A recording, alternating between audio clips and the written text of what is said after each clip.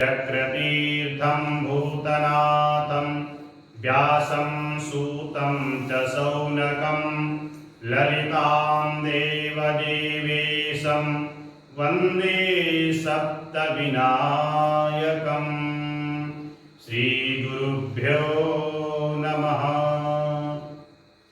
बोले सद्गुरुदेव भगवान की जय। सत्य सनातन धर्म की जय। भागवत भगवान की जय।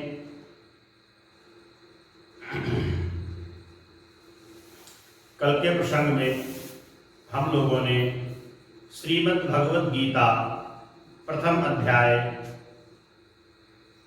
के क्रम में हम लोगों ने श्रवण किया कि अर्जुन ने भगवान से निवेदन किया, सेनयोरुभयोर मध्ये रथम स्थापयन्यच्युत, हे अच्युत मेरा रथ दोनों सेनाओं के मध्य में स्थापित करो। भगवान ने रथ स्थापित कर दिया। अर्जुन ने दोनों सेनाओं को देखा, अपनी सेना को, कौरवों की सेना को देखा तो उनको शोक उत्पन्न हो गया, मोह उत्पन्न हो गया। ये मेरे गुरुदेव हैं, ये मेरे भाई हैं, ये मेरे चाचा हैं, ये मेरे मामा हैं, किसका मैं वध करूं? ये राज सुख के लिए मैं ये कैसे कर सकता हूं? शोक उत्पन्न हो गया। गांडीव रख देते हैं और रथ के पिछले हिस्से में बैठ जाते हैं। यहां तक कल प्रसंग हम लोगों ने श्रवण किया। आइए आज इसी क्रम में श्रीमद् भगवद गीता द्वितीय अध्याय में प्रवेश करते हैं। जो द्वितीय अध्याय है ये गीता का सार है।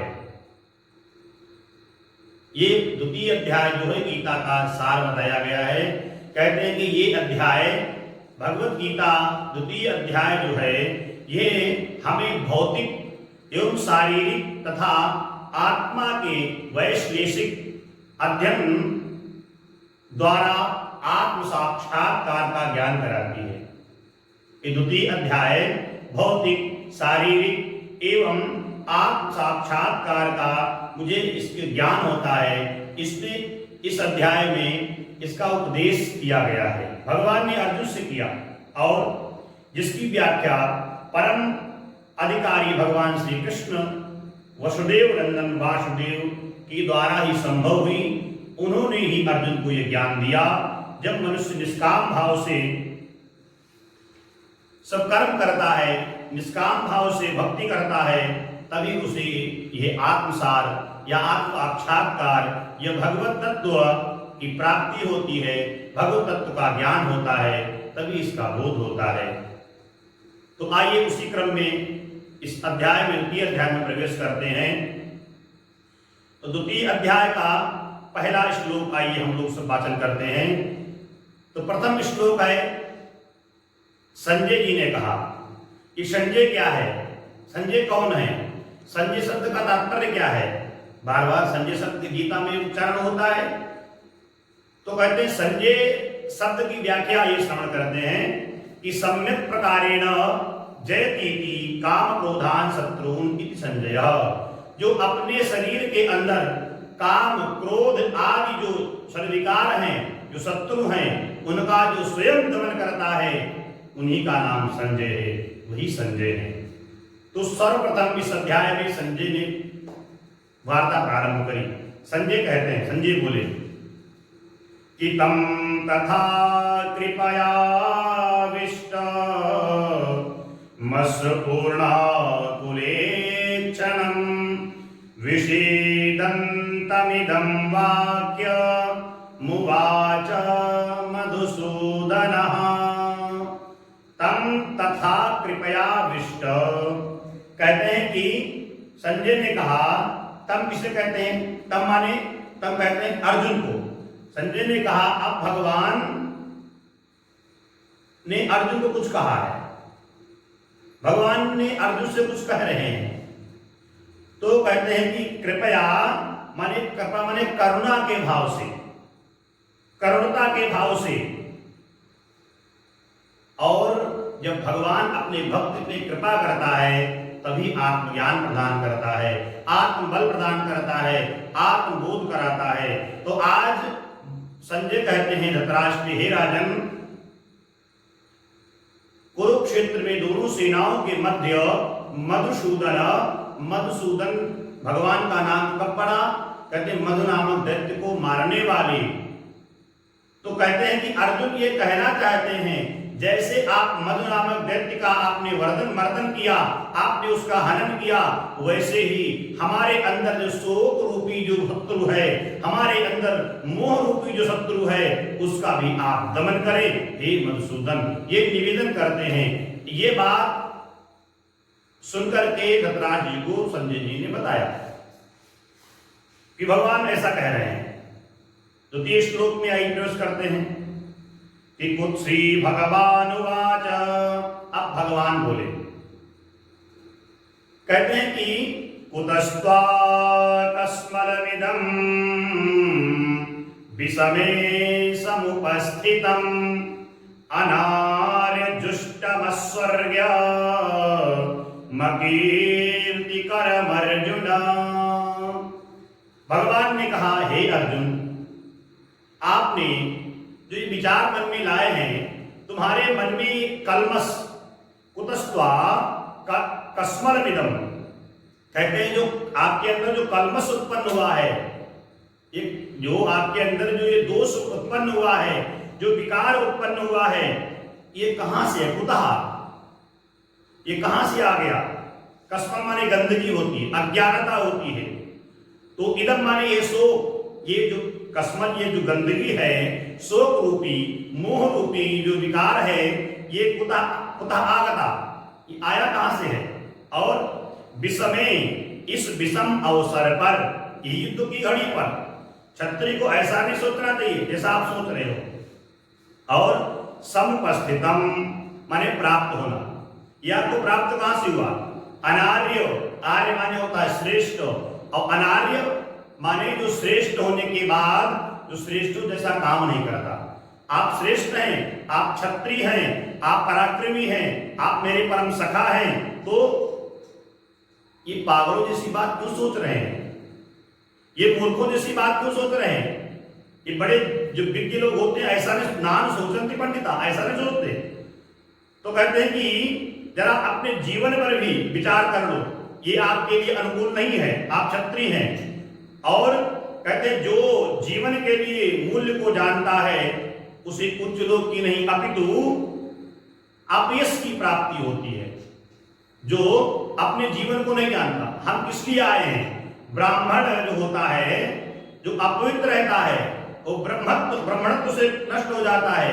क्षत्रिय युद्ध में जो पीर दिखाता है, वो क्षत्रियत्व से गिर जाता है। इसलिए अपने छात्र धर्म का पालन करो अर्जुन। ये क्या सोच रहे हो? शोक मग्न क्यों हो रहे हो? यहां बात आती है कि भगवान ने ऐसा अर्जुन से कहा। तात्पर्य, ये शब्द का तात्पर्य है कि श्री कृष्ण भगवान अभिन्न है। श्री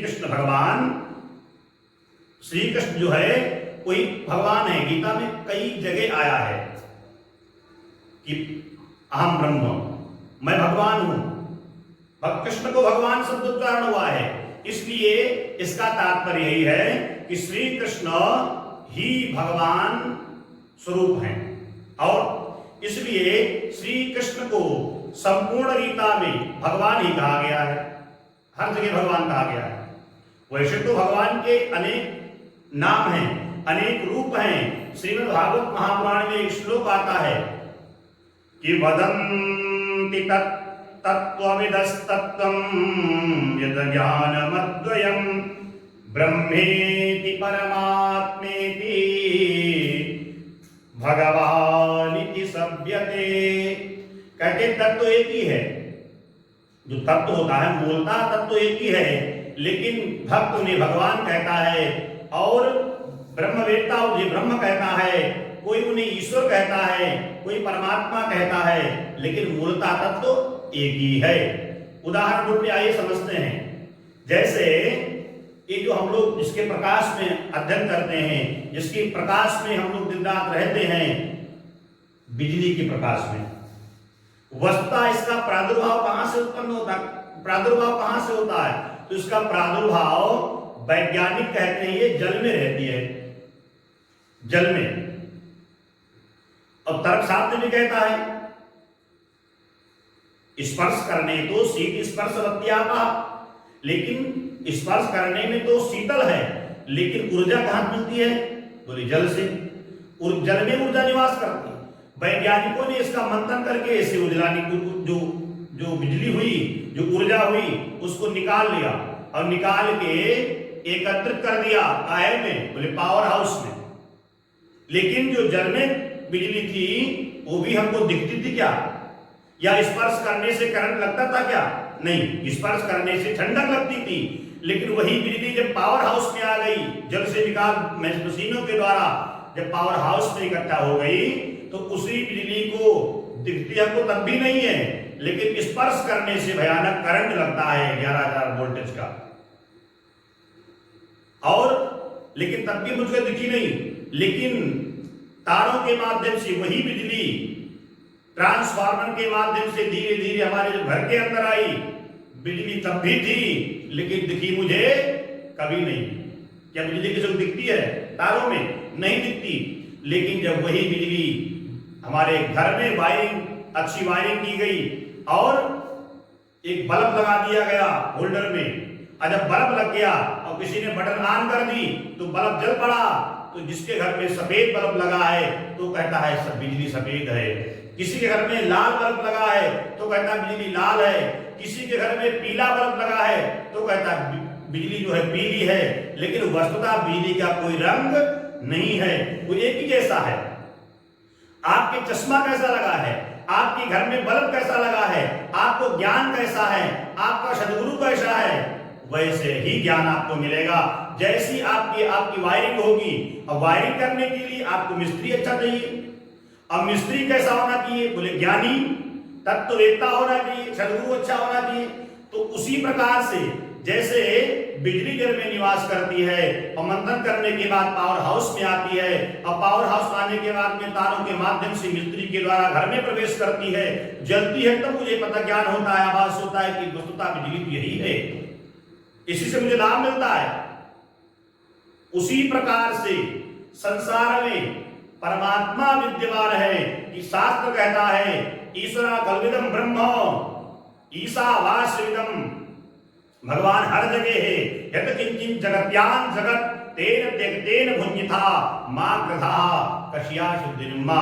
श्री यजुर्वेद का अंतिम अध्याय 40वें अध्याय पहला श्लोक, ईशोपनिषद का पहला सूत्र। तो कहते और श्रीमद् रामचरितमानस में आता है कि हरि व्यापक सर्वत्र समाना, प्रेम से प्रकट हुई मैं जाना, इत्यादि अनेक धर्मशास्त्रों में इसका वर्णन आया है कि भगवान हर जगह है। लेकिन हम जाने कैसे? भगवान तो हरि व्यापक सर्वत्र समाना, जो हरि व्यापक सर्वत्र समाना है वो परमात्मा कैसा है? बोले वो निर्गुण है और निराकार है। जैसे पानी में बिजली है, न तो स्पर्श से करंट लगता है, न तो उससे हम खाना ही पका सकते हैं, न तो उससे हम पंखा ही चला सकते हैं। उसी प्रकार से जो संसार में भगवान, पूरे त्रैलोक में भगवान विद्यमान है, वो निर्गुण है, कोई इसमें गुण नहीं है और कोई आकार नहीं है, वो निराकार है। लेकिन वही परमात्मा जब भक्तों के द्वारा तपस्या करने के बाद जब वो प्रत्यक्ष प्रकट होता है, वही भगवान जब प्रकट होता है तो ब्रह्म तत्व के रूप में, तत्व के रूप में, तो वो सगुण साकार बनता है। निर्गुण निर्गुण निराकार था परमात्मा, लेकिन वो सगुण निराकार बन जाता है। सगुण निराकार काम कर देता है। जैसे द्रौपदी की रक्षा करी, गुण तो मिला लेकिन आकार कोई दिखा नहीं, किसी ने देख नहीं पाया ये साड़ी कहां से आ रही है। गुण प्राप्त हुआ, रक्षा हुई, और जब वही परमात्मा रामकृष्ण के रूप में साकार रूप में आकर के रावण का वध करता है और कंस का वध करता है, तो वही परमात्मा सगुण साकार बन के उत्पन्न होता है। तब पता लगता है कि ये कृष्ण है, ये ऐसे हैं, ये राम है, ये ऐसे हैं, इत्यादि नामों के रूप में भगवान अवतरित होता है और हमको ज्ञान देता है, हमको उस मार्ग पे चलने को प्रशस्त करता है और आदेश करता है, जैसे भगवान ने गीता में आदेश किया। तो वस्तु तत्व तो एक ही है, लेकिन वही तत्व आज कृष्ण के रूप में विद्यमान है और दोनों सेनाओं के मध्य में उपस्थित अर्जुन को जो गीता का सार है, जो ब्रह्म तत्व का सार है, आत्मज्ञान है, वो प्रदान करने जा रहा है। आइए तीसरे श्लोक में कहते हैं कि भगवान ने कहा, अर्जुन आप जो चाहते हो वो है नहीं, और जो नहीं चाहते हो वो है। क्लेव्यम मास्मगमः पार्थ नैतत्त्वयुपपद्यते क्षुद्रं हृदय दौर्बल्यं त्यक्तोत्तिष्ठ परन्तपः। भगवान ने कहा, अर्जुन इसलिए तुम इस शोक को खत्म कर दो, ये जो भी करूंगा मैं करूंगा, इस शोक को खत्म कर दो, और शोक को खत्म करने के बाद में अपनी दुर्बलता को छोड़ दो और गांडीव लेकर के खड़े हो जाओ युद्ध करने के लिए।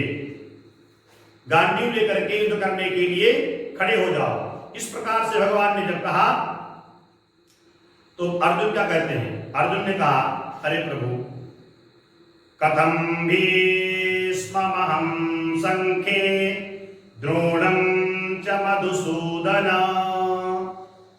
इषुभिः प्रतियोत्स्यामि पूजार्हावरिसूदन। अर्जुन ने कहा, हे प्रभु, हे केशव, हे अरिसूदन, अरे माने दुश्मनों को नष्ट करने वाले। अर्जुन ने कहा, कथम माने किस प्रकार, भीष्म माने भीष्म को, और आम माने मैं, संख्य माने युद्ध में, द्रोणम माने द्रोण को। इस प्रकार युद्ध में मैं अपने पितामह जिन्होंने मुझे उंगली पकड़ के चलना सिखाया है, जिन्होंने मुझे धनुष विद्या चलाना सिखाया है, ज्ञान दिया है, और हे मधुसूदन मैं इनसे कैसे युद्ध करूं, मुझे युद्ध नहीं, उस समझ में नहीं आ रहा मैं क्या करूं। भगवान ने कहा, अर्जुन इतना समझाने के बाद भी तुम अज्ञानता में चले गए हो। कहते हैं कि कहते गुरून् हत्वा हि महानुभाव श्रेयो भोक्तुं भैक्ष्यमपीह लोके। गुरून् हत्वा हि महानुभावान् श्रेयो भोक्तुं भैक्ष्यमपीह लोके। हत्वार्थकामास्तु गुरोनिहैव भुञ्जीय भोगान् रुधिरा प्रदिग्धान्। अर्जुन कहते हैं, प्रभु हे केशव, मैं ये कैसे कर सकता हूं, अपने गुरुजनों को मारकर, और किस लिए मारूं? बोले जीने की अपेक्षा करना, राज्य प्राप्त हो जाए, ऐश्वर्य प्राप्त हो जाए, तो अपने गुरुजनों को मारकर मैं ये नहीं कर सकता, और केवल सांसारिक लाभ की इच्छा के लिए मैं जो अपने गुरुजनों का, अपने पारिवारिक जनों का वध करूंगा, तो मुझसे वध नहीं होता है। और हमारे द्वारा भोग प्रत्येक वस्तु जो मुझे प्राप्त होगी ना, तो ये रक्त से सजी होगी, मुझे ये ऐसी वस्तु नहीं चाहिए, मैं इनका वध नहीं कर सकता। तो कहते हैं कि गुरु कैसा होना चाहिए। यहां पे एक सेंटेंस तैयार हो गया कि गुरु कैसा हो। तो अगले श्लोक में आइए प्रवेश करते हैं। कहते हैं शास्त्रों के अनुसार गुरु कैसा होना चाहिए। शास्त्रों के अनुसार जो गुरु निंद कर्म में रत हो और जो विवेक शून्य हो, उसको त्याग देना चाहिए। अब किसने किया है? बोले द्रोणाचार्य जी ने, पितामह जी ने। केवल धन के लोभ के कारण अधर्म का साथ दे रहे हैं। धन प्राप्त होने के कारण तनख्वाह मिलती है ना, धन प्राप्त, उनका धन खाया है, उनका अन्न खाया है, उसके कारण वो एक निर्णय नहीं ले पा रहे हैं। अरे भरी सभा में द्रौपदी जब चीखती थी, चिल्लाती थी और रक्षा करने की आवाज लगाती, लेकिन कोई भी नहीं उठा। न पितामह उठे और न जो है द्रोणाचार्य जी उठे, न कृपाचार्य उठे। तो ऐसे गुरुदेव को जो सभा में जो समय पे उत्तर न दे, बोल न पाए, तो ऐसे गुरुदेव को त्याग देना चाहिए। कहते न चैदित्यमा कतरन्नो गरीयो यद्वा जये मयदिवानो जयेयुः यानेव हत्वा न जिजीविषाम स्तेव स्थिता प्रमुखे धार्तराष्ट्रा। यहाँ पे शब्द धृतराष्ट्र है लेकिन आया है धार्तराष्ट्रा। धार्तराष्ट्रा इत्युक्ते धृतराष्ट्रस्य जाता इति धार्तराष्ट्रा, वसुदेवस्य जाता इति वासुदेवः, पाराशरस्य जाता इति पाराशरः। तो कहते हैं धृतराष्ट्र से जाए हुए हैं, उनके पुत्र हैं, वही धार्तराष्ट्र हैं। तो कहते हैं कि हम ये भी नहीं जानते, अर्जुन ने कहा हम ये भी नहीं जानते कि हमारे लिए श्रेष्ठ क्या है और निकृष्ट क्या है, लेकिन उनको जीतना या उनके द्वारा जीते जाना, यदि हम धृतराष्ट्र के पुत्रों का वध कर देते हैं तो हमें जीवित रहने की आवश्यकता नहीं है। फिर भी ये युद्ध भूमि में हमारा हमारे समक्ष युद्ध भूमि में खड़े हुए हैं। ये सबको पता है कि युद्ध में हमारे द्वारा सब मारे जाएंगे, लेकिन तब भी वो अपने राजा के लिए युद्ध करने के लिए हमारे समक्ष खड़े हुए हैं। तो कार्पण्य दोषा पहत स्वभाव प्रक्षामि त्वां धर्म सम्मूढ़ चेता यक्षेयास्यान्निश्चितं ब्रूहि तन्मे शिष्यस्ते हम साधिमां तां प्रपन्नम। तो कहते हैं कि अर्जुन ने कहा हे प्रभु, हम आपकी शरण में हैं, हम आपके शिष्य हैं, आप मेरी रक्षा करें। क्या करूं? मैं अपनी कृपणता, अपनी दुर्बलता के कारण अपना कर्तव्य जो है मैं भूल चुका हूं। अपनी कृपणता, अपनी दुर्बलता के कारण मैं अपना जो कर्तव्य है, इसलिए मैं उसको भूल चुका हूं और सारा धैर्य खो चुका हूं। ऐसी अवस्था में आपसे पूछ रहा हूं, क्या करना चाहिए, श्रेष्ठ क्या है? मैं आपका शिष्य हूं, हे प्रभु मुझे आप बताएं। तो कहते हैं कि कार्पण्य दोषा, ये कार्पण्य दोष क्या है? तो एक बात आती है, कहते हैं कि जो भौतिक सुखों में जो पड़ता है, सांसारिक सुखों में जो पड़ता है और आध्यात्मिक तत्व का ज्ञान नहीं करता, भगवत तत्व का, कृष्ण भावनामृत का जो ज्ञान नहीं करता, वही कार्पण्य है, माने कृपणता है। अरे हम लोग आए हैं भगवत तत्व को जानने के लिए, अब उसमें जो प्रवेश नहीं करते तो यही कृपणता है, हमारी शिथिलता है। हम भगवान के नामों का चिंतन करें, भगवान के तत्व को जानें और उनसे कुछ प्राप्ति के लिए उनसे निवेदन करें और नित्य चिंतन करते रहें, कभी न कभी कृपा उनकी हो ही जाएगी।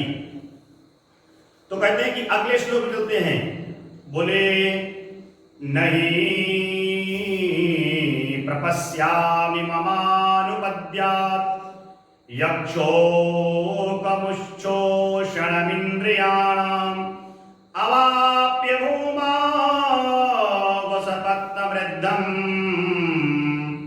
राज्यं सुराणामपि चाधिपत्यम्। तो अर्जुन कहते हैं कि हे प्रभु, मुझे ऐसा कोई साधन नहीं दिखता जो मेरी इंद्रियों को सुखाने वाले इस शोक को दूर कर सके। कोई ऐसा साधन नहीं दिखता जो मेरा शरीर सूख रहा है या मेरी इंद्रियां निर्बल हो गई हैं, उनको ऊर्जा प्राप्त करा सके। और स्वर्ग पर देवताओं का अधिपत्य है। इस तरह धनधान्य संपन्न जो सारी पृथ्वी निष्कंटक राज्य प्राप्त करके भी मैं शोक से अलग नहीं जा पा रहा हूं।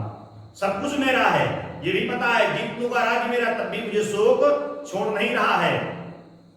यद्यपि यहाँ पे एक बात आती है, यद्यपि अर्जुन धर्म तथा सदाचार के नियमों पर आधारित अनेक तर्क प्रस्तुत करते हैं भगवान से। यद्यपि अर्जुन धर्म तथा सदाचार के नियमों को लेकर के उस पर आधारित होकर के भगवान से अनेक तर्क प्रस्तुत करते हैं, लेकिन प्रतीत ऐसा होता है कि अपने भगवान श्री कृष्ण को सहायता के बिना, उनको याद है, उनके मन में विचार आ रहा है कि भगवान की सहायता के बिना इस समस्या का हल मैं नहीं कर पाऊंगा, नहीं कर पा रहा हूं। और जैसे अतः समझ गए, बिना गुरु के गुरु बिन होई न ज्ञान, ज्ञान की होई विराग बिन। कहते हैं बिना गुरु के, सब अर्जुन समझ रहे हैं, बिना गुरु के इस प्रश्न का उत्तर हल कर पाना असंभव है मेरे लिए। तो बात आती है गुरु कैसा हो जो आपकी समस्याओं को हल करे। कहते हैं कि भगवान चैतन्य ने कहा है, एक ऋषि चैतन्य महाप्रभु हुए हैं, तो चैतन्य महाप्रभु ने कहा है जो कृष्ण भावना मृत के विज्ञान में दक्ष हो। चैतन्य महाप्रभु कहते हैं अपने शास्त्र में कि अपने भाव में कि जो कृष्ण भावना मृत के विज्ञान में जो दक्ष हो, माने कृष्ण तत्व वेत्ता हो, लेकिन चाहे वो जात कोई भी हो, इससे मतलब नहीं, वो कृष्ण तत्व को जानता हो, कृष्ण भावना मृत में वो संलिप्त हो, उसमें वो रमा हुआ हो, और जाति से मतलब नहीं, वो जाति किसी प्रकार की जाति हो, तो कृष्ण तत्व वेत्ता हुए बिना कोई भी प्रमाणिक गुरु नहीं हो सकता। वैदिक साहित्य में इसका उल्लेख किया जाता है कि विद्वान ब्राह्मण भले ही वो संपूर्ण वैदिक ज्ञान का भंडार हो, शास्त्र कहता है कि विद्वान ब्राह्मण भले ही वैदिक कर्मकांड ज्ञान से पारंगत क्यों न हो, यदि वो वैष्णव माने भगवान का जो भक्त नहीं है, भगवत तत्व को जानता नहीं है, तो वो गुरु कहलाने का अधिकार वो नहीं है, वो दक्ष नहीं है, गुरु बनने का उसको अधिकार नहीं मिला। यदि आर्थिक विकास, बहुत लोग गुरु कहते हैं आर्थिक विकास, कोई शंकराचार्य हैं, चलो गुरु कर लीजिए, उनको कार्यक्रम अच्छे मिलेंगे, तो कोई धन संपन्न गुरु है, साथ में जाएंगे, हमारा ये कार्य बन गया, राजनीतिक गुरु हैं तो उनसे कोई हमारी नौकरी लग जाएगी, इत्यादि लोग ऐसे भी गुरु करते हैं। तो कहते हैं जो आर्थिक विकास का भौतिक पारिवारिक सामाजिक अव्यवस्था से उत्पन्न होने वालों को शोक दूर करने जो कर पाते, तो भगवान की शरण में नहीं आते। जैसे अर्जुन ही ले लीजिए, जो अपने को अपने से शोक को दूर कर पाते, तो भगवान की शरण में आते क्या? नहीं आते, चिंतन करते शोक दूर हो जाता। लेकिन जब कोई समस्या में पड़ता है तभी गुरु की याद आती है या भगवान की याद आती है। इसलिए अर्जुन ने कृष्ण भावना मृत का सहारा लिया, इसलिए अर्जुन ने भगवान की शरणागति ली, इसलिए अर्जुन ने भगवान का शिष्य धारण किया, इसलिए अर्जुन ने भगवान के सानिध्य में पहुंचे। कहते क्या है, शिष्यस्ते हम साधिमाम तामपन्ना, आप मेरी सहायता करें, हम आपके शिष्य हैं, आपकी शरण में हैं। यदि शांति तथा समरसता उचित मार्ग है, शांति मिल जाए, और शांति कहाँ मिलती है? सब शरीर को शांति मिल जाए, शांति अपने घर में मिलती है। घर कौन है? बोले घर मेरा तो वही है, गोलोक धाम, भगवत धाम। जब तक वहां से हम नीचे भटकते रहेंगे मृतलोक में, नाना प्रकार के लोकों में शांति नहीं मिलेगी। जैसे उदाहरण रूप में हम लखनऊ गए हुए हैं, और लखनऊ से निकले हम, तो लखनऊ जाने पे और वहां से आने पे नैमिषारण्य तक हमको शांति नहीं मिलती। जब हम अपने घर में आ जाते हैं तब हम अच्छा फील करते हैं कि हम घर में आ गए, अपने वस्त्र निकाल के टांग दिए और एक गमछा बांध कर भ्रमण करने लगे, क्योंकि हम अंदर से शांत हो गए, क्योंकि अब कोई टेंशन नहीं है, घर में आ गए। जब तक हम दूसरे शहर में दूसरे के घर पे रहेंगे तब तक शांति मिलती है क्या? नहीं मिलती। उसी प्रकार से जब तक हम इस संसार को त्याग करके भगवत धाम को नहीं प्राप्त होंगे, भगवत धाम को नहीं पहुंचेंगे, अपने घर को नहीं पहुंचेंगे, हमारा सच्चा में घर तो वही है, ये घर नहीं है, ये लीला भूमि है। यहाँ मैं सब लोग मंचन करने आया हूं, तो मंचन करके जब अपने घर पहुंचूंगा तभी वास्तविक शांति मिलती है। और जो ये भौतिक सांसारिक जो सुख है ये क्षणिक है, क्षणिक, ये सबके पास में है, लेकिन इसमें शांति नहीं मिलती। कहते प्राकृतिक प्रणय इनकी भी होती है, बड़े बड़े धनाढ्य लोग, ये सब इनका भी, बड़े बड़े राजा हुए हैं, वो भी प्रणय में समाहित हो गए हैं। तो कहते किसी भी क्षण कब हो जाए पता नहीं है, सब समाप्त हो सकते हैं। और यहाँ तक कि चंद्रलोक जैसे जो भूलोक, भुवलोक, सुरलोक, महालोक, जनालोक, तपालोक, और ये भू भुआ स्व महाजना तपा, अतल वितल सुतल तलातल महातल रसातल पाताल, जो 14 भुवन है, 7 ऊपर 7 नीचे, और मृतलोक सहित ये सारे इनका भी समापन हो जाता है, ये भी समाप्त हो जाते हैं, भगवान महाप्रलय करते हैं। तो कहते हैं इन उच्च लोकों की यात्रा करनी। अर्जुन ने किया नहीं क्या? अर्जुन ने अनेक लोगों की यात्रा करी, तो इनको कष्ट क्यों हुआ, इनको शांति क्यों नहीं मिली? अनेक लोगों की यात्रा, दिन रात प्रयत्न करता है मनुष्य, लेकिन उसको भी एक दिन जाना पड़ता है। इसलिए भगवत गीता में स्पष्ट कहा गया है कि क्षीणे पुणे मृत्युलोके विशंति। अब जाता कौन नहीं है?